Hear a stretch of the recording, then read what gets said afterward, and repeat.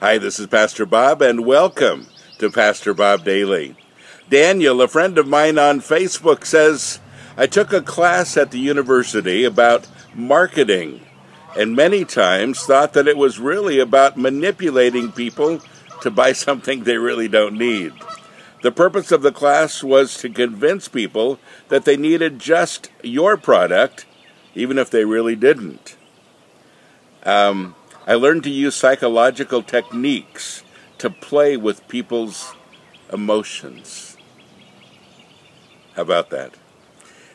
Excuse me, my eyes are watering a lot. The pollen in the air is huge today. It's that time of the year, so I'm a little stuffed up. A little stuffy. So, what do you do with this? And, he said that it began to remind him a little bit about the church as well. It does, doesn't it? We use techniques like this. We use psychological techniques like this. We feel like, maybe we need to convince people that they need to become Christians. So we have all kinds of convincing things that we need to tell them. We want to use apologetics. We want to use facts from our own lives. We want to use all these things, and all of that is very good. But the thing that speaks the loudest isn't all of that. It really comes down to my need to be completed. Really, my need to be completed by the God who created me and the God who is able to set me free. And really, that's what it's all about. The rest of it sometimes, really, just like this marketing class, falls in the same category as manipulation. So how do we manipulate people? Sometimes we grab a captive audience. We say, can I have 2 minutes of your time? And 2 minutes turns into 2 hours. Sometimes we grab people's attention by being condescending to them and telling them they're going to hell unless they clean up their act. Some people use that. Some people feel like the way to get somebody to become a Christian is to argue them through it, to give them all the facts, and they can make a decision based on the facts. But folks, in the long run, the decision is really only made in your heart.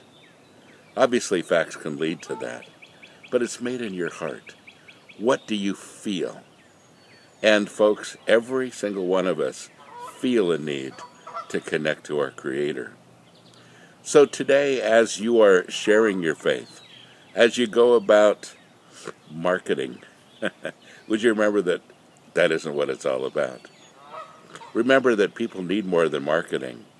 They need a connection with God. They need a connection with the one who made them. That's the most important thing. And if you're doing that today, folks, that's what they need. People need to watch you. And remember, I keep saying that, the greatest thing you can do is to live your life in front of people. Allow them to see you.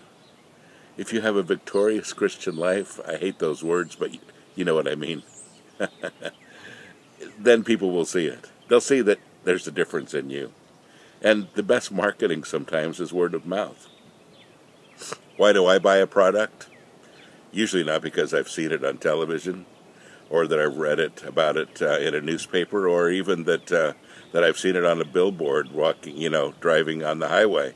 The reason that I usually buy something is because somebody's told me about it. They have a personal testimony, and I like the fact that they like it. That it's meant something to them, and that's probably the biggest selling point. And it is with us too. Folks, we have something, and I am convinced that what we have changes the world. Jesus Christ.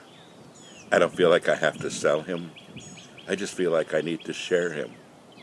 I don't feel like I have to manipulate people. I just feel like I need to show them what he's done with me, and they'll catch it.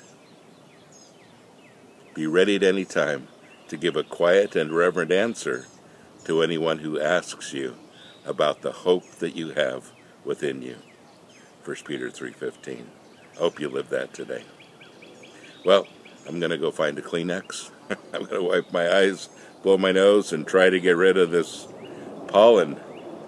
God bless you. Have a great day.